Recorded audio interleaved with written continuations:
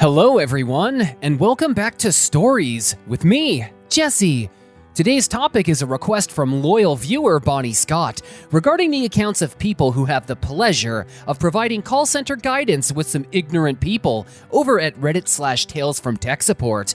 Let me know what you think of these stories in the comments, as well as any suggestions you might have that we may just use in a future installment. Make sure that all cables are fully connected and consider upgrading to our extended service plan, because we're getting started now. Our first story is titled, Grandma Needs Tech Support and Surprises Me. So I'm not currently in a tech support role, but I put in my time with 6 years of help desk and now work in InfoSec. However, that hasn't stopped me from being the family tech support. Context: my grandma and grandpa moved out of state a while ago. Admittedly, we've been terrible about keeping in touch, except for the once every 2-year visits they make during the holiday season. I remember her and my grandpa being terrible tech people who make their living owning a paint store and a restaurant. They're certainly not old, but they did have my mom when they were young, and my mom had me when she was young, so they're more on the younger side of being grandparents. They're retired, but my grandpa helps out my aunt's business remotely from out of state for some extra cash. Apparently, all of this somehow actually made her a computer person? The story. So I get a text from my lovable grandma early this morning to the effect of, "Hey, I've been having a slow computer issue. If you have time, Grandma would love some help." She's a sweet grandma, so I know she's not manipulating me, and I know in my heart that if I told her I was too busy, she would never hold it against me. That being said, I am legitimately busy, still working through the quarantine, and have a wife plus 4-year-old boy that needs lots of attention. So I'm debating whether I can actually give her 30 to 60 minutes to diagnose a generic, slow computer problem that I'm not sure I can actually solve. My good grandson policy wins out, and I ask her if I can call her at X time. She replies immediately saying that's fine, and really it's no trouble if you can't. I assure her I can do it and call her at the time, and the conversation goes like this. "So what's the issue?" "Well, it's running really slow, just everywhere." Cue dread from me. I know how this usually goes.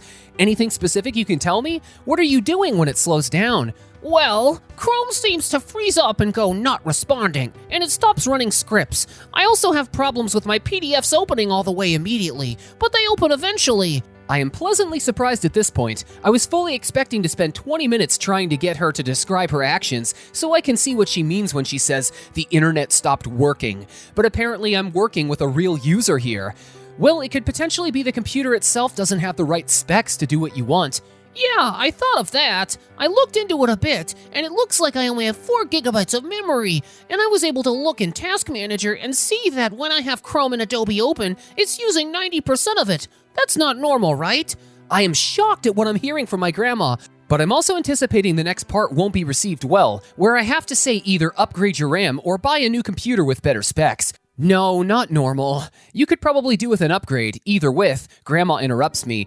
"Yeah, I downloaded something from a website called Crucial, and I'm looking at a couple of potential replacements for my memory. Is it true I have to match them, or only use one?" I'm feeling useless in the best way.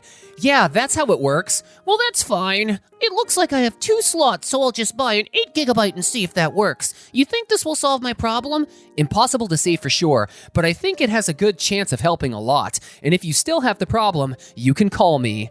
Tech support took 5 minutes, and after that I spent 30 minutes catching up and talking about life in quarantine with my grandma, who apparently has learned a thing or two about using computers since we last spoke.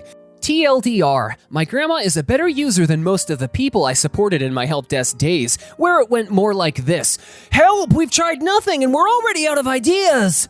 Wow, smart grandma. She certainly showed him a thing or two about making assumptions. It honestly sounds like she just wanted to talk, essentially having the problem figured out without his guidance. But that was kinda sweet, regardless, and way less problem solving compared to what usually goes into this kind of work. Moving on, our next story is called, My Computer Won't Turn On. First post here, hope this works. A few years ago, I was an IT guy for a local university's residential life department. If unaware, Res Life is a team/department that makes sure your little monsters have a place to stay, and we work with the dining folks so the little monsters can eat. Great job, love my team and even love most of the little monsters. As a little unnecessary background on how we did things, my boss and I provide Tier 1 support for our staff before we call in the actual IT department. We do what we can for more than 100% of the staff. If we can't handle the issue, the guys in IT save the day. Had a good relationship with those cats and kittens too, because we saved them getting some routine BS calls. One day I get a call from one of my people, sweet little old lady, her computer won't turn on. Now, fellow IT folks, what is the first rule of computer troubleshooting? Check the damn cable. I ask her to make sure her cords are all snug. She assures me they are.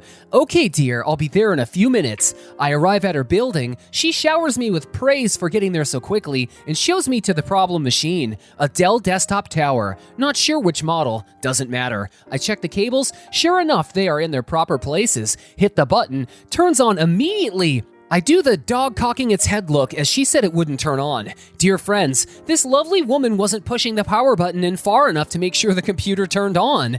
She was incredibly embarrassed, but I gave her a hug and said, "Don't worry about it. I needed the exercise to walk over here." We had a laugh, and when I explained what happened to my boss, she was taking a drink of Coca-Cola and shot it out of her nose. She was laughing so hard. So rule 1 is check the damn cable. I guess rule 2 is, are you pushing the button in far enough? Hope you enjoyed. Stay safe, everyone. Well now, 2 grandma stories in a row. At least she was sweet about it, and it was an easy fix. No harm done. Gotta love the grannies out there. I provide tech support for my mom and dad who are also up in years, but they changed my diapers and made sure I had a straight head growing up, so I feel no sweat in offering a hand with these newfangled gadgets and gizmos they're dealing with, and it feels good. Our last story is titled, Call to Tech Support Leads to Firing. So I'm a software developer, and this story is from a long time ago. I used to be the primary developer for software that would carry a package through an approval process before it could be stored in our big software database. There are multiple approval steps the package moves through before it can be finished up, and there are multiple people who perform these approvals. The development team would take turns on call each week, but we each were primary for a different system, so I would get all of the calls, typically for my primary software assignment. No one really had any problems with the software, except for Bob. Bob would call with the most obscure errors. I would walk over to his desk to visually see what he would see, and the errors would magically disappear. This happened many times. One day, Bob calls in and he is forwarded to me. "What's up, Bob?" "It's gone."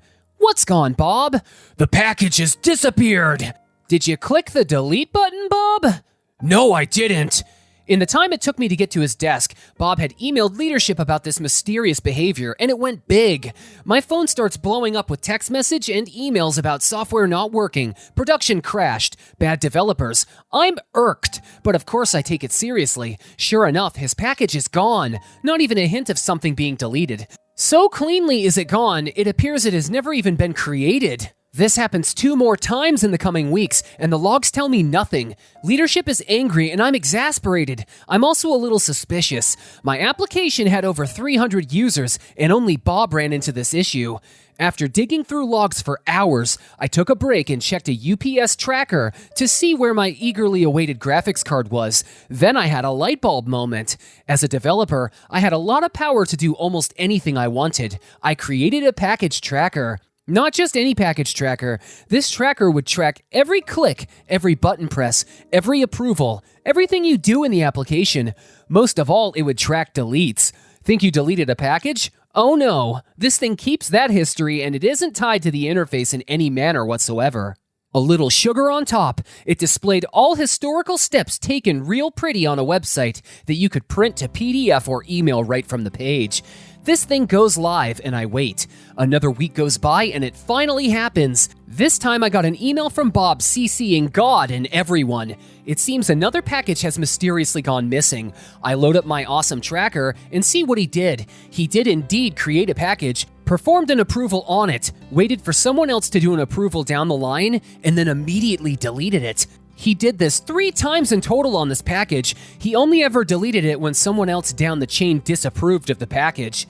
Bob has been approving packages without inspecting them, and when someone else down the line found fault with it, he would delete it and start over. He was falsifying his work and covering it up. I respond to the email with my tracker evidence, and I rather quickly get pulled into an all-managers meeting. A lot of things happened after this, but I was not privy to most of them. Turns out Bob was already on corrective action plans, and this was the final nail in the coffin for him. I stopped getting Bob calls after he was walked out. Nice detective work there, bud. You used your know-how to figure out just what the heck was going on, and in the end, your detective work paid off and revealed that something not quite right was happening.